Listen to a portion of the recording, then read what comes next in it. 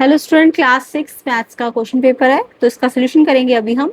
तो ये PT1 है क्वेश्चन पेपर। तो ये आपके PT1 जिनके अभी नहीं हुए उनके लिए इम्पोर्टेंट है एंड साथ ही साथ मिड टर्म एग्जाम के पॉइंट ऑफ व्यू से भी इम्पोर्टेंट है, न्यू सिलेबस है। तो क्लास 6 मैथ्स का स्टार्ट करते हैं। सेक्शन ए से स्टार्ट करते हैं। फर्स्ट क्वेश्चन, तो सेक्शन ए है MCQs। फाइंड करना है missing number in the pattern. Pattern आपको गिवन है 14, 18, 22, 26। तो इसमें आगे के जो नंबर्स है वो आपको कंप्लीट करने हैं। तो देखो 14 के बाद 18 कितना है, +4 किया है ना, फिर 18 के बाद 22 फिर से +4 है, तो यानी +4 होता जा रहा है। तो +4 होगा तो 26 में +4 कर दो तो नेक्स्ट आएगा 30। ठीक है, पहले क्या आएगा 26 + 4 30 आ जाएगा, फिर 34 आ जाएगा, फिर 34 + 4 करोगे तो 38, यानी कि ये वाला ऑप्शन ठीक है, बी ऑप्शन इसका करेक्ट है। तो पैटर्न समझना तो आई होप सभी बच्चों को आता होगा। तो +4 आपको हर नंबर में एक्सटेंड करना था। तो 30, 34, 38 ऑप्शन बी आंसर है क्वेश्चन 1 का। तो अदर सब्जेक्ट्स के क्वेश्चन पेपर्स PT1 या फिर मिड टर्म एग्जाम आपको मिल जाएंगे, प्लेलिस्ट चेक कर लेना, लिंक डिस्क्रिप्शन में है। तो फर्स्ट का आंसर बी है, 30, 34, 38। सेकंड देखते हैं। सेकंड क्वेश्चन है, a point is represented by. Point को कैसे रिप्रेजेंट करते हैं? तो कोई भी पॉइंट को आप रिप्रेजेंट कैसे करते हो?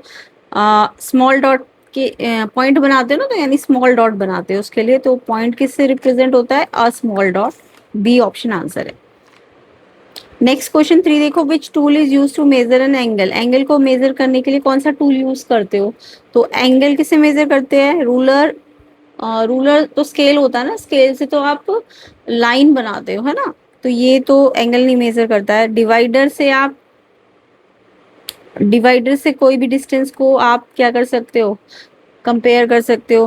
कंपास से सर्कल बना सकते हो। एंड प्रोटेक्टर जो होता है एंगल बनाने के काम आता है। तो यस, इसका आंसर क्या होगा क्वेश्चन थर्ड का? C option, protractor. इससे आप एंगल मेजर करते हो। एंड सेकंड का answer small dot. Small dot कैसे पॉइंट बनाते हैं ना, ऐसे करके, तो स्मॉल डॉट बनाते हैं। नेक्स्ट क्वेश्चन देखिए, क्वेश्चन 4, अब dash polygon is a shape with all side and angles equal. कौन सा पॉलीगन है जिसकी सारी साइड्स एंड एंगल्स इक्वल होते हैं? तो पॉलीगन में जिसमें साइड और एंगल इक्वल हो उसको हम कहते हैं रेगुलर पॉलीगन। जब सारी साइड इक्वल हो, चाहे 3 साइड का पॉलीगन हो चाहे 4 साइड का, अगर ऑल साइड्स इक्वल है एंड एंगल भी इक्वली होंगे ऑब्वियसली, तो रेगुलर पॉलीगन होता है। ऑप्शन सी इसका करेक्ट आंसर है। ठीक है, क्वेश्चन नंबर 5 देखिए, एन एंगल मेजरिंग 240। अगर कोई एंगल 240 डिग्री का है तो वो कौन सा एंगल होगा? Acute, right angle, reflex angle, straight angle. तो आपको पता है ना, एक्यूट एंगल तो आपका <90 होता है। 90 से कम वाला जो एंगल होता है वो एक्यूट होता है। राइट एंगल एग्जैक्ट 90 डिग्री का होता है। रिफ्लेक्स एंगल जो होता है वो 180 से 360 के बीच में होता है।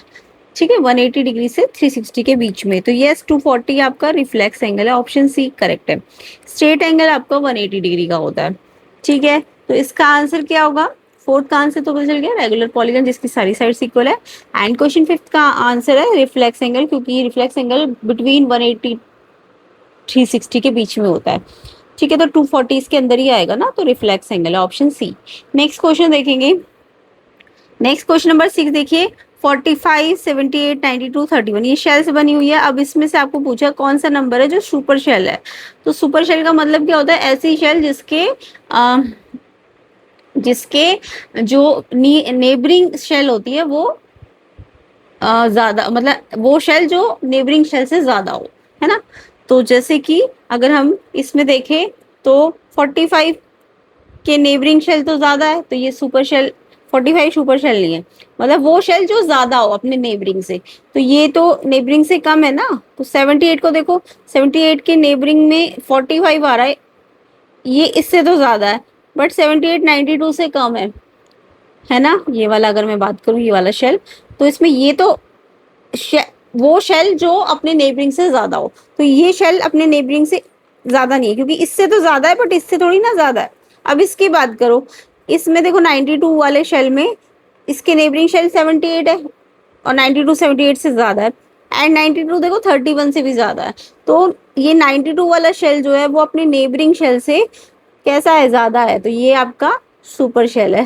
ठीक है, तो जो शेल अपने नेबरिंग शेल से ज्यादा हो, ठीक है, तो 92 इसका आंसर है। नेक्स्ट क्वेश्चन 7 है, 545 का डिजिट सम करना था। डिजिट सम बहुत ही इजीली कर सकते हो, जितने डिजिट्स है ना 5, 4 और 5 इनको ऐड कर दो तो डिजिट सम आ जाएगा। तो 5 4 9 5 14, ऑप्शन सी इसका करेक्ट आंसर है। तो यहाँ पे डिजिट सम कितना आ गया 14। अ लाइन सेगमेंट है, लाइन सेगमेंट में कोई एंड पॉइंट नहीं होता, एक एंड पॉइंट होता है, दो एंड पॉइंट होते हैं कि तीन एंड पॉइंट होते हैं। तो देखो लाइन सेगमेंट का मतलब जिसमें दो एंड पॉइंट्स होंगे, ठीक है, तो ऑप्शन सी है आंसर। बाकी नो एंड पॉइंट लाइन होता है, जिसमें कोई एंड पॉइंट ना हो लाइन होती है, तो यहाँ लाइन आया, ये तो लाइन है। वन एंड पॉइंट रे होता है। तो लाइन सेगमेंट क्या होती है, जिसके पास दो एंड पॉइंट्स होते हैं, दो एंड पॉइंट्स को हम लाइन सेगमेंट कहते हैं। क्या कहते हैं, लाइन सेगमेंट। तो इसलिए सी ऑप्शन आंसर है। बाकी नो एंड पॉइंट्स होगा तो लाइन है, एंड वन एंड पॉइंट है तो रे है, ठीक है ना। तो यहाँ पे ये तो लाइन है, नो एंड पॉइंट है, वन एंड पॉइंट मतलब रे है, और टू एंड पॉइंट है तो ये लाइन सेगमेंट है। ऑप्शन सी करेक्ट आंसर है। नेक्स्ट देखो section B, answer any 5 question, colour the super shells in the given table. तो ये टेबल में शेल्स बनी हुई है, आपको सुपर शेल पहले छांटनी है और फिर उसको कलर करना है, ठीक है। तो देखो सुपर शेल का मतलब अभी मैंने बताया था, ऐसी शेल जिसके नेबरिंग शेल कम हो, यानी वो जो शेल है वो ज्यादा होनी चाहिए अपनी नेबरिंग शेल से। तो इस शेल की बात करूं तो इसकी नेबरिंग शेल ये है ना, तो ये तो कम है, तो ये नहीं है सुपर शेल। इसकी बात करते हैं ये वाली शेल की, तो इसकी नेबरिंग में 2532 है, ये ज्यादा है, यस। और इस वाले से भी ये ज्यादा ही है, तो ये सुपर शेल है आपकी। इसको आपको कलर कर देना है, ठीक है। फिर ऐसे ही अब देखो सुपर शेल के साथ जो जुड़ी होती है वो तो सुपर शेल नहीं होती, क्योंकि सुपर शेल अगर मैक्सिमम बनानी भी है तो आपको एक मतलब टू एडजेसेंट कभी सुपर शेल नहीं हो सकते, ठीक है। तो ये वाला सुपर शेल समझ आ गया क्यों है, क्योंकि इसके सामने वाला ये भी कम है और ये भी कम है, तो इसलिए ये ज्यादा है ना अपने नेबरिंग से, तो इसलिए ये सुपर शेल है, इसको कलर करना है। इसकी बात करते हैं, ये वाला शेल देखो 2380 है, और इसके यहाँ वाला कम है, ये ज्यादा है। और ऐसे इसके इधर देखो राइट पे 2139, तो ये भी देखो कम ही है, ये वाला ही ज्यादा है, ये वाला इससे भी ज्यादा और इससे भी ज्यादा, तो ये भी एक सुपर शेल है, इसको भी आपको कलर करना है। इसके बाद इसको तो नहीं देखेंगे, इसको देखो 1548, इसके लेफ्ट पे देखो 2134 ज्यादा है, तो ये सुपर शेल नहीं है, ठीक है। और याद रखना टू एडजेसेंट शेल कभी सुपर शेल नहीं होती, एक शेल अगर सुपर शेल है तो नेक्स्ट वाली एटलीस्ट उसके अल्टरनेट पोजीशन पे आएगी, मतलब दो लगातार नहीं हो सकती सुपर शेल, ठीक है। नेक्स्ट क्वेश्चन है 36 को आपको स्क्वायर नंबर में भी रिप्रेजेंट करना है और ट्रायंगुलर नंबर पे भी। तो स्क्वायर नंबर समझते हो, 36 मतलब 6 इंटू 6 होता है ना, यानी 36 को हम 6 की पावर 2 लिख सकते हैं। तो 36 क्योंकि 6 इंटू 6 है, स्क्वायर का मतलब दो नंबर सेम नंबर मल्टीप्लाई में होने चाहिए, तो 36 6 6 36 होता है, तो ये स्क्वायर नंबर में रिप्रेजेंट किया जा सकता है। ऐसे ही अगर ट्रायंगुलर नंबर बनाए तो ट्रायंगुलर नंबर क्या होते हैं, जिसमें कॉन्जिक्यूटिव नंबर्स नेचुरल नंबर को ऐड करते जाओगे। तो 36 देखो कितने नेचुरल नंबर को ऐड करने से बनता है, 1 2 3 4 5 6 7 8 तक। देखो 1 2 3 3 3 6 4 10 5 15 6 21 7 28 और 8 36 हो गया ना। तो 36 आपको 1 to 8 नंबर को ऐड करने से बनेगा नेचुरल नंबर्स को, तो ट्रायंगुलर नंबर बन जाएगा। तो ये 36 आपका स्क्वायर नंबर भी है और ट्रायंगुलर नंबर भी है। इसके बाद आपको इसे डायग्राम में शो करना था, तो इसका डायग्राम में स्क्वायर नंबर बनाना, तो पहले एक स्क्वायर बना लो अब, क्योंकि 36 बनाना है और 36 होता है 6 इंटू 6 है ना। तो यहाँ पे कॉलम भी 6 बना लो, 1 2 3 4 5 6, और रॉ भी 6 बना लो, 1 2 3 1 2 3 4 5 6, ऐसे करके बना लो, इधर से भी 6 और इधर से भी 6। अब बाकी भी कंप्लीट कर लो, यहाँ भी 6 बन, इस वाले रॉ को भी कंप्लीट करो 6, इधर भी 6 बना दो, इधर भी 6, सब में 6 बनाने, मतलब पहले इधर से 6 कंप्लीट करो, फिर इधर से 6 कंप्लीट करो, फिर बाकी को कंप्लीट करो, 2 3 4 5 6, तो ऐसे ये 36 बन जाएगा। इसके बाद ट्रायंगुलर नंबर में क्या है, पहले 1 बनाओ, सेकेंड रॉ में 2 बना दो, थर्ड रॉ में 3 बना दो, फोर्थ रो में 4 बना दो, 1 2 3 4। अब फिफ्थ रो में 5 बनाना है, तो ध्यान रखना यहाँ से, ये जो यहाँ होता है इसके यहाँ से शुरू करना चाहिए, यानी थोड़ा सा आगे, और फिर इन दो के बीच में बनाया करो, इन दो के बीच में 1 2, फिर इन दो के बीच में बना दो 3, फिर इन दो के बीच में बना दो 4, और फिर यहाँ पे 5 हो गया ना। अब 6 भी बनाना पड़ेगा, 6 के लिए यहाँ ले लो एक, फिर इन दो के बीच में एक यहाँ पे। अब ये 8 तक बनाना था, फिर ये हो गया,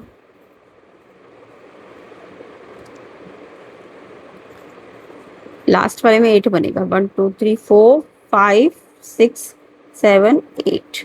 इस तरीके से ये ट्राइंगुलर नंबर का डायग्राम बन जाएगा। ठीक है, तो पहले रो में 1, फिर दूसरे में 2, नीचे 3, और अरेंज कैसे करना है, 2 0 के बीच में जो जगह होगी वहां नीचे नेक्स्ट लाइन में उसके नीचे 0 लगाना है, और एक 0 इसके ये यहाँ है तो ये यहाँ, और ये यहाँ एंड में होना चाहिए। तो इस तरीके से आपको ट्राइंगुलर शेप देनी है। तो क्वेश्चन 10 समझ आ गया। 36 ट्रायंगुलर नंबर भी होता है और स्क्वायर नंबर भी होता है।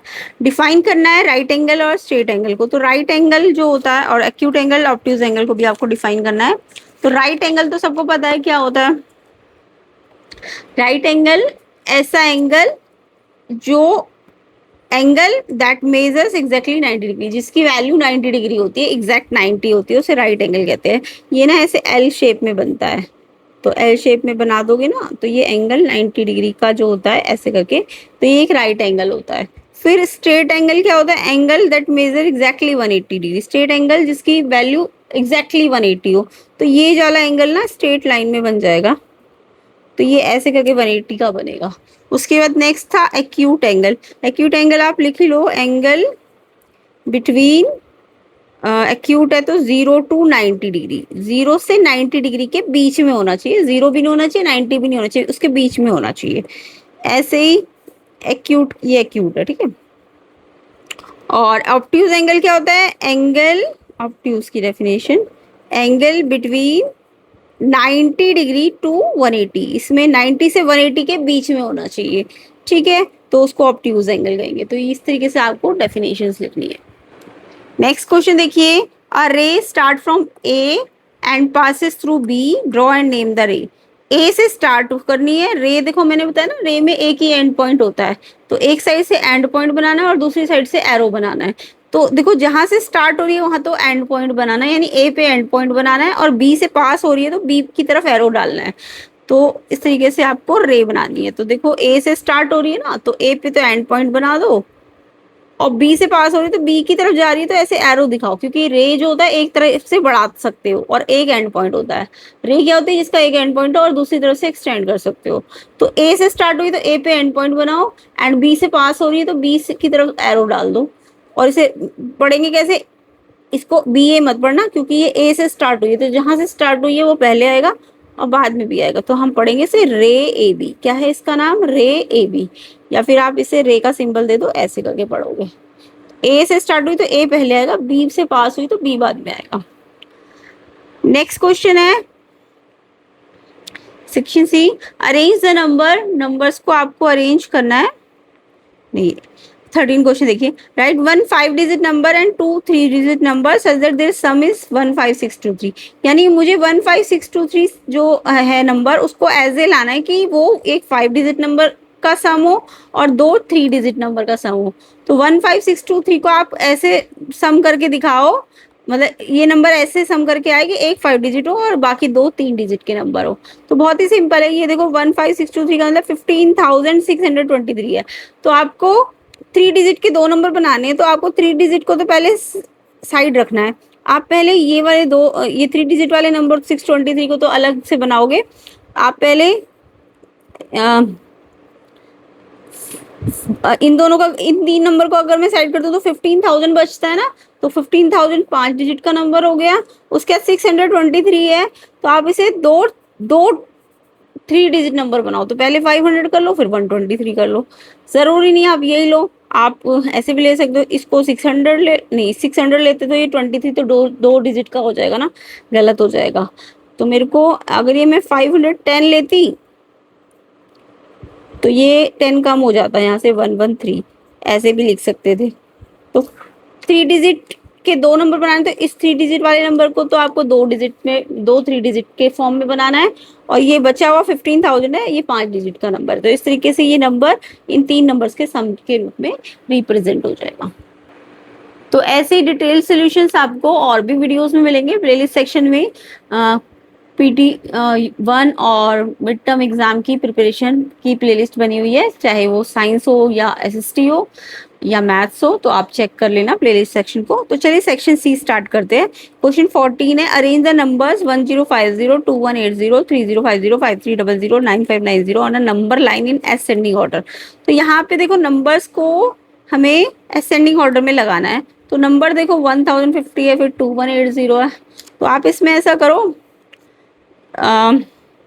वैसे तो ये ऑलरेडी असेंडिंग में ही लगे हुए हैं, बट आपको नंबर लाइन बोला है ना, तो गैप थोड़ा ध्यान से लेना पड़ेगा। तो ये 1000 सबसे छोटा नंबर है और 9000 समथिंग सबसे बड़ा नंबर है। तो पहले आप क्या करो, नंबर लाइन ड्रॉ कर लो, ठीक है। अब 1000 सबसे छोटा नंबर 1000 के आसपास है ना, और फिर ऐसे 2000 लिख दो, 3000 लिख दो, 4000, ऐसे करके पहले गैप को तो इक्वल करना पड़ेगा नंबर लाइन है। तो फिर बाद में जो नंबर हमें दिए उनको इन गैप्स के अंदर फिल करके दिखाना है। 6000, 7000, 8000, ये मेरा यहाँ पे आ नहीं रहा पूरा, आप कर लेना ऐसे, ठीक है। 9000, ऐसे करके आपको दिखाना है। अब देखो पहला नंबर क्या है, 1050 सबसे छोटा नंबर है। तो देखो 1000 से 2000 में कितना है, 1000 का है ना, 1000। तो अगर मैं 10 कट लगाऊं, 1 2 3 4 5 6 7 8 9 10, तो इसके अंदर अगर मैं 10 कट का मतलब 9 कट लगाने पड़ेंगे ना अंदर। तो ये हर कट 100 का गैप दे रहा है ना। तो ये 1000 है, पहले आप गैप कैसे निकालोगे, 2000 में से पहले 1000 इस वाले नंबर को माइनस किया करो, और फिर जितने आपने सेक्शंस काटे, 10 सेक्शन काटे ना, तो 10 से डिवाइड कर दिया करो। तो 2000 माइनस 1000, 1000, ये मैं गैप निकालना सिखा रही हूँ, अपॉन में 10, तो एक जीरो से एक जीरो कट गई, 100, यानी कि हर एक छोटा छोटा सेक्शन 100 से बन रहा है। तो ये 100 है, 1000 है, तो ये 1100 हो जाएगा, ये 1200 हो जाएगा, है ना। आपको 1100 नहीं चाहिए, आपको 1100 से भी कम चाहिए, 1055 है ना, 1050। तो 11 वाला जो पहला सेक्शन था उसके बीच में कहीं ही आएगा 1050। फिर ऐसे ही 2180 है, तो 2000 3000 के बीच में तो 2500, 2180 सम फर्स्ट सेक्शन 2100 का होगा, तो उसके सेकंड वाला होगा, यहाँ पे आएगा कहीं पे 2180। ऐसे करके नंबर लाइन में आपको सुटेबल गैप से दिखाना। फिर नेक्स्ट नंबर आपका 3050 है, यानी 3100 के बीच में यहाँ पे कहीं होगा 3050, ठीक है। फिर इसके बाद 5300, तो 5300 यानी ये आधा करूँ तो 500 है, 300, 1 2 3 300, 5300 है ना पूरा, तो थर्ड वाले कट पे आ जाएगा। इसके बाद नेक्स्ट है 9590, तो 9000 के बाद ही होगा, तो 9000 यहाँ पे कहीं है, तो इसके बाद यहाँ पे कहीं पे 9590 आ जाएगा। तो ऐसे करके आपको पहले गैप दिखाना चाहिए नंबर लाइन में, फिर अंदर जहां फिट होंगे वो नंबर। बाकी मैंने बता दिया जितना डिफरेंस है दो कॉन्जिक्यूटिव का और जितने सेक्शंस आपने काटे हैं, तो उससे आपको ईच सेक्शन का मेजरमेंट पता चल जाएगा। तो ये 1000 है, तो ये 1100, 100 बढ़ाओ, है ना, तो उस हिसाब से आप ये डाल सकते हो। नेक्स्ट देखो, नेक्स्ट क्वेश्चन है, a library has about 300 book on each shelf. If there are 10 shelves, estimate the total number of book in the library. एक लाइब्रेरी के अंदर एक शेल्फ में 300 बुक है, तो ईच का दिया है और आपको 10 शेल्फ पे निकालना है।